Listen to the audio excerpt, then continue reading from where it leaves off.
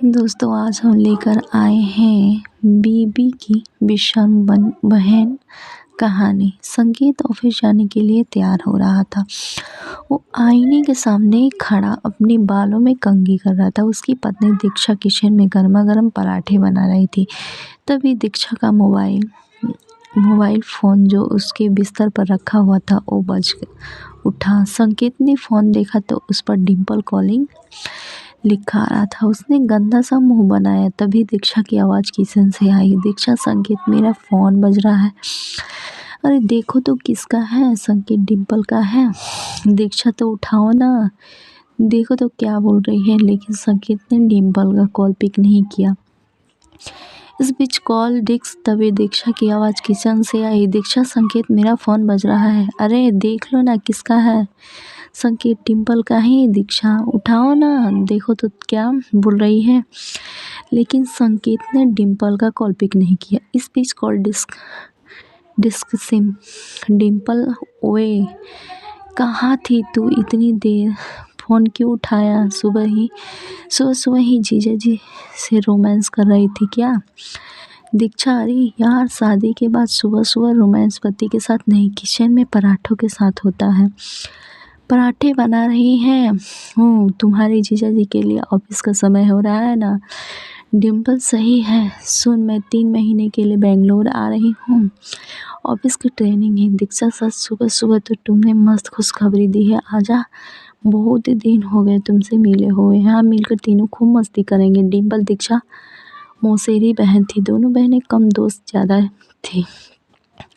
दीक्षा ने डिम्पल के आने की बात खुशी खुशी संकेत को बताई तो उसका मुंह उतर गया। संकेत, कब आ रही है वो। दीक्षा, परसों की फ्लाइट है उसकी। संकेत, परसों, इतनी जल्दी, कितने दिनों का प्लान है। संकेत ने ये बात ऐसे ही कही जिसे सुनकर दीक्षा ने उसे कहा, दीक्षा क्या बात है, डिम्पल के आने की बात पर इतना ठंडा रिएक्शन करे। अरे जीजा जी लोग तो साले के आने पर खुश होते हैं और एक तुम हो जिसके चेहरे का रंग उतर गया है। संकेत, नहीं नहीं, ऐसा तो नहीं, मेरा रंग क्यों उतरेगा। संकेत डिम्पल के आने की बात सुनकर नर्वस हो गया था।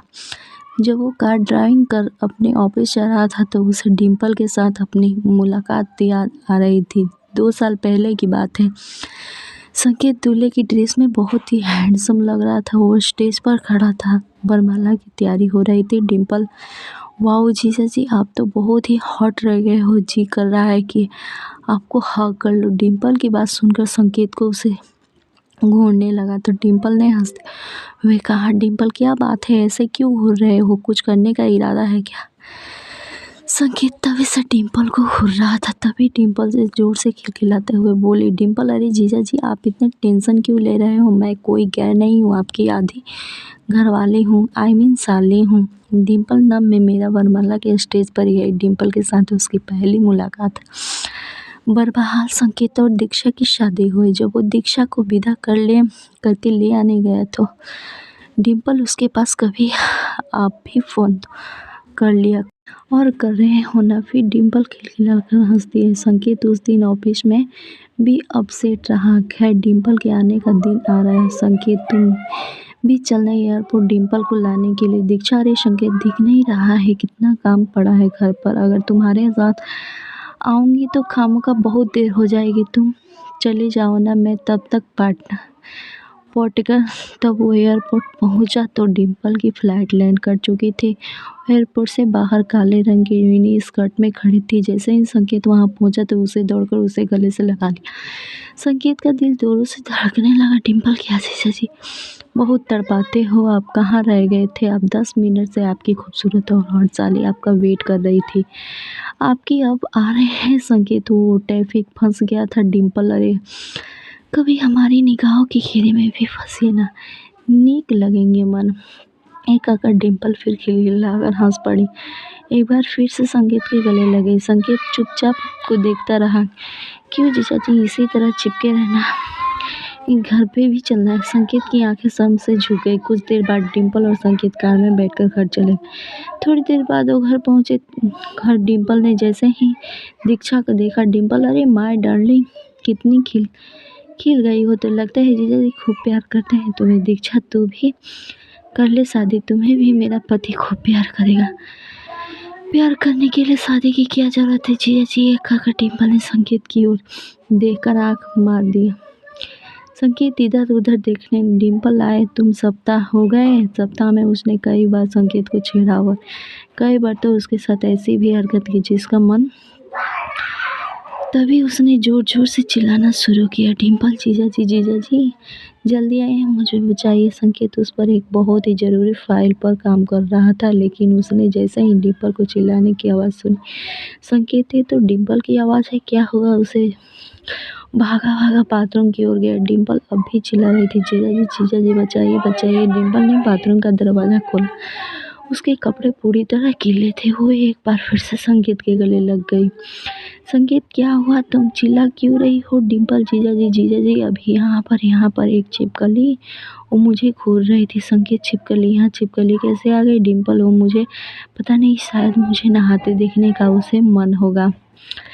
ये कहकर वो एक बार फिर से हंस पड़ी। इस पर संकेत को उसके हरकत पर बहुत गुस्सा आया। संकेत डिम्पल देखो, ये सब मुझे अच्छा नहीं लगता, प्लीज़ सब मत करो। अगर दीक्षा को पता लग गया तो मेरे बारे में क्या सोचेगी? डिम्पल दीक्षा को बोलेगा कौन जीजा जी? डिम्पल ने कहकर एक बार फिर से अपनी आँख में मारी। संकेत वहाँ से चला गया, लेकिन डिम्पल की इन हरकतों के कारण संकेत बहुत डरा और टेंशन में रहने लगा। एक दिन जब दीक्षा ने उसके इसका कारण पूछा तो संकेत, दीक्षा डिम्पल का बिहेवियर मुझे सही नहीं लगता है, वो कुछ अजीब सा मजाक किया करती है, उनमें कंफर्टेबल फील नहीं करता। दीक्षा, अरे शंकर तुम ना, अरे वो शाली है तुम्हारी, वो नहीं गिरी, तुमसे कौन करेगा?